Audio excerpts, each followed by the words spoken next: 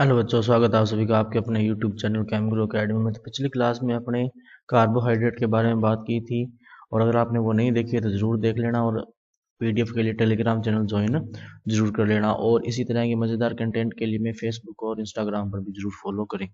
तो शुरुआत करते हैं आज के टॉपिक की। तो आज हमारा जो टॉपिक रहेगा वो रहेगा एंजाइम। क्या रहेगा? एंजाइम। तो सबसे पहले ध्यान रखना कि एंजाइम क्या होते हैं। वास्तव में जैव उत्प्रेरक होते हैं। क्या होते हैं? जैव उत्प्रेरक होते हैं। और ये क्या करते हैं? जैव रासायनिक क्रिया जो होती है, जैव रासायनिक अभिक्रियाएं जो होती है को उत्प्रेरित करने का काम करता है। जैव रासायनिक जो क्रिया होती है उसको उत्प्रेरित करने का काम करता है। ये तो होगी इसकी जनरल डेफिनेशन। फिर अपने बात करते हैं इसके ओरिजिन की। तो एंजाइम जो लिखा जाता है वो इस तरह से लिखा जाता है, इस तरह से, एंजाइम। ये दो वर्ड से मिलकर बना हुआ है, एन प्लस जाइमेज। एन का मतलब होता है इन यानी अंदर, और जाइमेज का मतलब होता है ईस्ट। तो इन का तो मतलब होता है अंदर, और जाइमेज का मतलब क्या होता है? ईस्ट होता है। अब क्योंकि सबसे पहले एंजाइम को जो ईस्ट से निकाला गया था, इसलिए इसका नाम भी क्या पड़ गया? एंजाइम पड़ गया। तो ध्यान रखना, एंजाइम क्या होते हैं? जैव उत्प्रेरक होते हैं, और ये रासायनिक जो जैव रासायनिक क्रियाएं होती हैं उनको उत्प्रेरक होते हैं। ध्यान रखना, ज्यादातर जो एंजाइम होते हैं वो क्या होते हैं? प्रोटीन होते हैं। क्या होते हैं बच्चों? ध्यान रखना, प्रोटीन होते हैं ज्यादातर एंजाइम। और एंजाइम जो वर्ड बना है एन प्लस जाइमेज से, एन का मतलब इंदर और जाइमेज का मतलब होता है ईस्ट। अब उसके बाद में जो आते हैं वो आते हैं एंजाइम की जो श्रेणी आती है, एंजाइम का वर्गीकरण आता है। तो एंजाइम में सबसे पहला जो आता है वो आता है ऑक्सीडो रिडक्टेज। कौन सा आता है? Oxido reductase enzyme. Oxido reductase enzyme क्या करता है? ऑक्सीकरण और अपचयन। क्या करता है बच्चों? ध्यान देना, ऑक्सीकरण और अपचयन का काम कौन करता है? Oxido reductase enzyme. अब ये एंजाइमों के नाम नहीं है, एंजाइमों के वर्ग है। अभी जो ऑक्सीडो रिडक्टेज कैटेगरी के या वर्ग के जो एंजाइम है वो क्या करेंगे? ऑक्सीकरण और अपचयन। दूसरा इसके अंदर जो आता है वो आता है ट्रांसफेरेज। क्या आता है? ट्रांसफेरेज। ट्रांसफेरेज वर्ड आया ट्रांसफर से, यानी स्थानांतरण का। तो इस श्रेणी के जो एंजाइम होते हैं वो स्थानांतरण का काम करते हैं। तीसरा जो आता है वो आता है हाइड्रोलेज। क्या आता है? Hydrolase enzyme. Hydrolase enzyme. तो हाइड्रोलेज जो होता है वो क्या करता है? जल अपघटन। हाइड्रोलेज श्रेणी के जो एंजाइम होंगे वो क्या करेंगे? जल अपघटन। अगला जो इसके अंदर आता है वो आता है लाइसेज। क्या आता है? लाइसेज। लाइसेज क्या करता है कि जल अपघटन के अलावा अन्य कोई अभिक्रियाएं होती है जो अपघटन की, उसको करने का काम कौन करता है? लाइसेज। फिर आता है आइसोमेरेज। क्या आता है? आइसोमेरेज। आइसोमेरेज क्या करता है? समावयवीकरण की अभिक्रिया करता है, समावयवीकरण। अच्छा, एग्जाम्पल इसका देख सकते हो, जैसे ग्लूकोज होता है, ग्लूकोज, और ग्लूकोज को बदलना हुआ फ्रक्टोज में, तो इसका काम कौन करेगा? आइसोमेरेज करेगा। ग्लूकोज का फॉर्मूला क्या होता है? C6H12O6। इसका फॉर्मूला क्या होता है? C6H12O6। ठीक है। और लास्ट में आता है इसके अंदर लाइगेसेज। क्या आता है? लाइगेसेज। इस श्रेणी के जो एंजाइम है वो क्या करते हैं? एटीपी से युग्मन, एटीपी से युग्मन की जो क्रिया है वो कौन करते हैं? लाइगेसेज श्रेणी के एंजाइम करते हैं। नेक्स्ट इसके अंदर जो टॉपिक आते हैं अपने, वो आते हैं एंजाइमों के नाम, उनका ओरिजिन यानी कि वो कहाँ से उनकी उत्पत्ति हो रही है, क्या उनका क्रियाधर है, और क्या उनका उत्पाद है। जैसे कि टाइलिन जो है वो मलार होती है उसमें उपस्थित होता है, और ये पॉलीसेकेराइड पर क्रिया करके क्या बनाता है? माल्टोज बनाता है। तो इस तरह की टेबल है जो आप बहुत आसानी से बुक में पढ़ सकते हैं, मिल जाएगी आपको। अगला आते हैं एंजाइम के गुण। तो गुण में पहला ध्यान रखना कि ये कोलाइडी प्रकृति का होता है। किस प्रकृति का होता है? कोलाइडी प्रकृति का। दूसरा इसके अंदर ध्यान रखना कि ये इसका अणुभार जो होता है वो अधिक होता है। तापमान जो इसको चाहिए वो लगभग 30 से 40 का चाहिए। पीएच जो इसको चाहिए होती है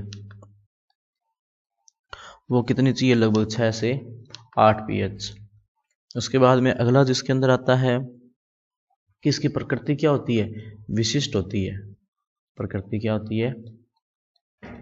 विशिष्ट प्रकृति। विशिष्ट प्रकृति होने का मतलब कि इस श्रेणी के जो एंजाइम हैं वो, या एंजाइम जो होते हैं विशिष्ट प्रकृति के होते हैं। जैसे माल्टेज एंजाइम है तो माल्टेज जो है वो सिर्फ माल्टोज पर ही क्रिया करेगा, उसके अलावा किसी और पर अभिक्रिया नहीं करेगा। इसी तरह डायस्टेज एंजाइम है तो डायस्टेज एंजाइम जो है वो सिर्फ और सिर्फ स्टार्च पे अभिक्रिया करेगा, किसी और पे अभिक्रिया नहीं करेगा। तो विशिष्ट प्रकृति का मतलब है एक एंजाइम एक ही क्रियाधर पर अभिक्रिया करता है या एक ही क्रियाधर पर प्रभावी होता है।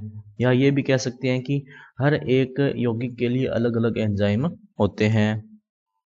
उसके बाद में ध्यान रखना कि जो थोड़ी सी मात्रा होती है एंजाइम की वो भी अभिक्रिया को बहुत अच्छे से उत्प्रेरित कर सकती है। और एंजाइम जो होता है वो अभिक्रिया की दर को लगभग 10 की पावर 20 गुना तक बढ़ा सकता है। तो ये इसके क्या है? कुछ एक गुण है।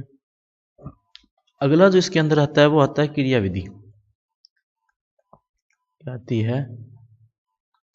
तो क्रियाविधि में सबसे पहले क्या होता है कि एंजाइम जो होता है वो क्रियाधर से जुड़ता है। सबस्ट्रेट यहाँ पर क्या है? क्रियाधर। क्या ये क्रियाधर होता है? और ये क्या बना देते हैं?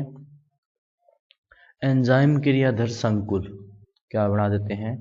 एंजाइम क्रियाधर संकुल। इसका नाम कैसे लिखना है? E for enzyme, S for substrate यानी क्रियाधर, और बड़ा ब्रैकेट जहां पर दीजिए वहां वर्ड क्या ऐड कर देंगे? संकुल। फिर क्या होता है? ये एंजाइम क्रियाधर संकुल जो है ये बदल जाता है एंजाइम मध्यवर्ती संकुल में। क्या बन जाता है? एंजाइम मध्यवर्ती संकुल। मध्यवर्ती संकुल। फिर ये एंजाइम मध्यवर्ती संकुल जो है ये बदल जाता है एंजाइम उत्पाद संकुल में। किसमें बदल जाता है? एंजाइम उत्पाद संकुल में। और लास्ट में जो एंजाइम उत्पाद संकुल है वो अलग होकर क्या बना देता है? एंजाइम और उत्पाद। पी यहाँ पर क्या है? उत्पाद है। तो ये क्या होती है? क्रियाविधि होती है एंजाइम की कि एंजाइम क्रियाधर से जुड़कर एंजाइम क्रियाधर संकुल बनाता है। एंजाइम क्रियाधर संकुल मध्यवर्ती संकुल का निर्माण करता है। एंजाइम मध्यवर्ती संकुल जुड़कर एंजाइम उत्पाद संकुल का निर्माण करता है। और एंजाइम उत्पाद संकुल टूटकर क्या बना देता है? एंजाइम और उत्पाद का निर्माण कर देता है। अब अगला इसके अंदर आता है कि एंजाइम जो है, क्वेश्चन आता है यहाँ पर, एंजाइम जो है अभिक्रिया की दर को बढ़ा क्यों देता है? अभिक्रिया की दर बढ़ाता है क्यों बढ़ा देता है? तो ध्यान देना, इसका एक लाइन में आंसर आपको ये लिखना है कि एंजाइम अभिक्रिया को नया पथ देगा। अभिक्रिया को एक नया पथ देगा और सक्रियण ऊर्जा उसकी कम होगी। सक्रियण ऊर्जा कम होगी। जो नया पथ दिया है उसकी सक्रियण ऊर्जा कम होगी, जिसके कारण अभिक्रिया की जो दर है, अभिक्रिया की दर बढ़ेगी। अभिक्रिया की दर क्या होगी? बढ़ेगी। बस इतना ही ध्यान रखना है कि एंजाइम जो होता है अभिक्रिया को एक नया पथ प्रदान करता है, उस नए पथ की सक्रियण ऊर्जा कम होती है जिसके कारण अभिक्रिया की दर बढ़ जाती है। अगला जिसके अंदर आते हैं वो आते हैं एंजाइम के उपयोग। क्या आते हैं? एंजाइम के उपयोग। अब देखो क्या क्या उपयोग हैं एंजाइम के। तो एंजाइम के देखो, एक तो मैंने बता ही दिया जो जैव रासायनिक क्रियाएं होती है उसमें उपयोग होता है, लेकिन दो एंजाइमों के नाम आपके दे रखे हैं तो वो नाम आप जरूर ध्यान रखना। जैसे कि ट्रायोसिनेज एंजाइम होता है। कौन सा एंजाइम होता है? ध्यान देना बच्चों, ट्रायोसिनेज एंजाइम। ट्रायोसिनेज एंजाइम, ये अगर इस एंजाइम की कमी हो, ट्रायोसिनेज एंजाइम की अगर कमी होती है तो उससे एक रोग हो जाता है। कौन सा? एल्बिनिज्म रोग। कौन सा रोग हो जाता है बच्चों? ध्यान रखना, एल्बिनिज्म नाम की बीमारी हो जाती है। और एक और इसमें एंजाइम का नाम ध्यान रखना, वो एंजाइम जो आता है वो आता है स्ट्रेप्टोकाइनेज एंजाइम। स्ट्रेप्टोकाइनेज एंजाइम, जो स्ट्रेप्टोकाइनेज एंजाइम है वो किसके काम आता है? रक्त के थक्का घोलने में, रक्त का थक्का घोलने में काम आता है।